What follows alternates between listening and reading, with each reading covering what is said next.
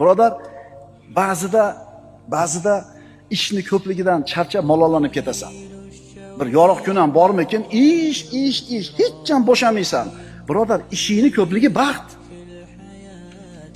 Ishni ko'pligi muammo emas, ishni yo'qligi muammo. Bekarchilik muammo. To'g'rimi? Yurting tinch, taning sog', mehnatingga pulni berib turishdimi, ishlab maza qilmaysanmi? O'g'il bola, peshanang tellab, yengini shimarab, bir ketmon chopmaysanmi chiqib turib? Bekar o'tiraveradi.